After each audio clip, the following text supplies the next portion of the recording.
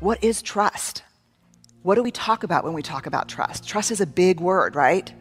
To hear I trust you or I don't trust you, I don't even know what that means. So I wanted to know, what is the anatomy of trust? What does that mean? So I started looking in the research, and I found a definition from Charles Feltman that I think is the most beautiful definition I've ever heard. And it's simply this: trust is choosing to make something important to you vulnerable to the actions of someone else. Choosing to make something important to you vulnerable to the actions of someone else. Feltman says that distrust is what I have shared with you that is important to me is not safe with you. So what are the parts of trust? B, boundaries.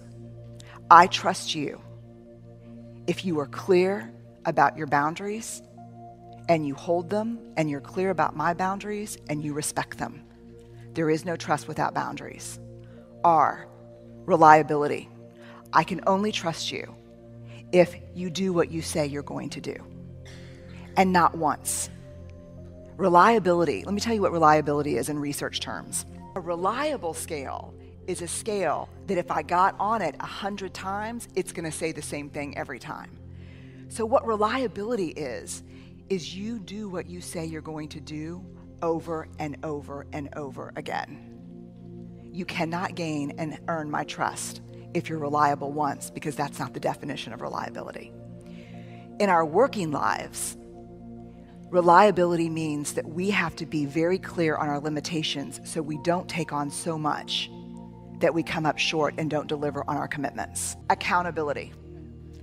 I can only trust you if, when you make a mistake, you are willing to own it, apologize for it, and make amends. I can only trust you if, when I make a mistake, I am allowed to own it, apologize, and make amends. No accountability, no trust. Vault. The vault. What I share with you, you will hold in confidence. What you share with me, I will hold in confidence. But you know what we don't understand? And this came up over and over again in the research. We don't understand the other side of the vault. Here's where we lose trust with people. If a good friend comes up to me and says, "Oh my God, did you hear about Caroline? They're getting a divorce, and it is ugly. I'm pretty sure her partner's cheating." You have just shared something with me that was not yours to share. And now my trust for you, even though you're gossiping and giving me the juice, now my trust for you is completely diminished. Does that make sense? So the vault is not just about the fact that you hold my confidences. It's that in our relationship, I see that you acknowledge confidentiality. Here's the tricky thing about the vault. A lot of times, we share things that are not ours to share as a way to hotwire connection with a friend, right? If you don't have anything nice to say, come sit next to me. You know, that's our, yes or no? Like, our closeness is built on talking bad about other people. You know what I call that? Common enemy intimacy. What we have is not real. The intimacy we have is built on hating the same people. And that's counterfeit. That's counterfeit trust. That's not real. So the vault means you respect my story, but you respect other people's story. Integrity. I cannot trust you and be in a trusting relationship with you if you do not act from a place of integrity and encourage me to do the same. So what is integrity? 3 pieces. It's choosing courage over comfort, choosing what's right over what's fun, fast, or easy, and practicing your values, not just professing your values. Non-judgment.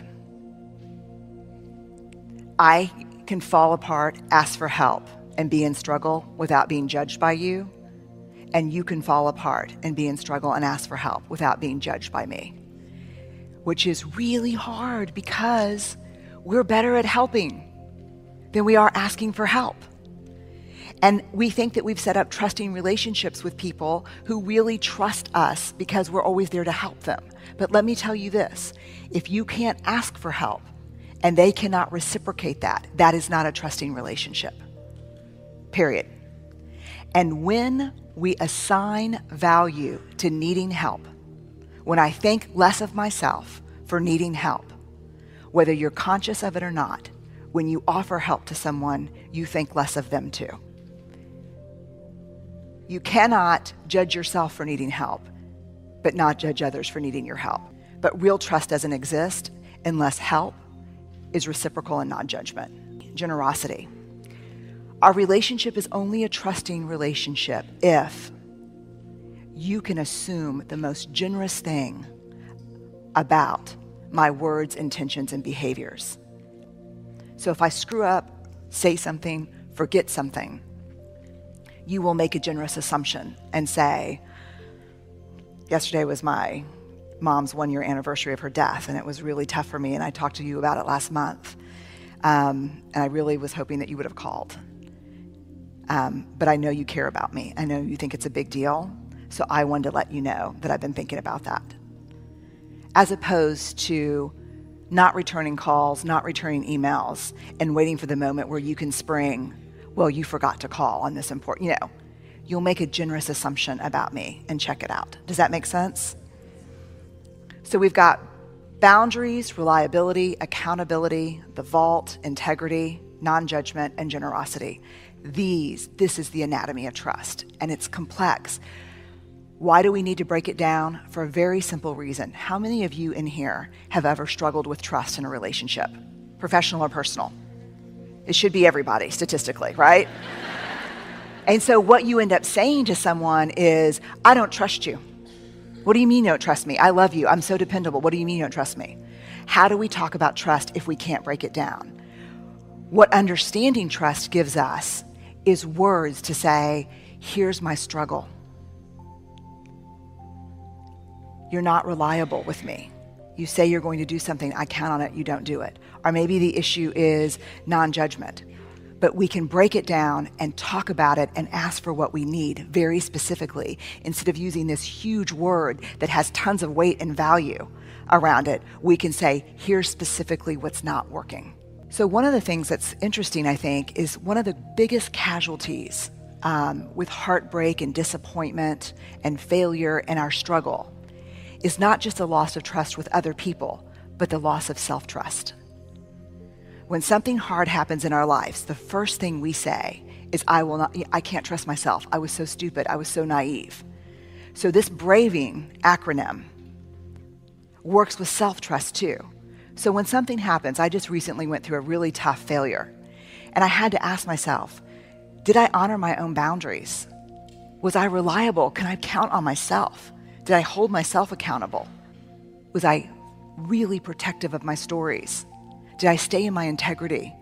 Was I judgmental toward myself? And did I give myself the benefit of the doubt? Was I generous toward myself? Self-trust is braving self-love, self-respect. What I would invite you to think about when you think about trust is if your own marble jar is not full, if you can't count on yourself, you can't ask other people to give you what you don't have.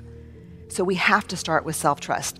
There's a great quote from Maya Angelou that says, I don't trust people who don't love themselves, but say, I love you. She quotes an African proverb when she said that, and she said, be wary of the naked man offering you a shirt. And so a lot of times, if you find yourself in struggle with trust, the thing to examine first is your own marble jar. How you treat yourself, because we can't ask people to give to us something that we do not believe we're worthy of receiving. And you will know you're worthy of receiving it when you trust yourself above everyone else.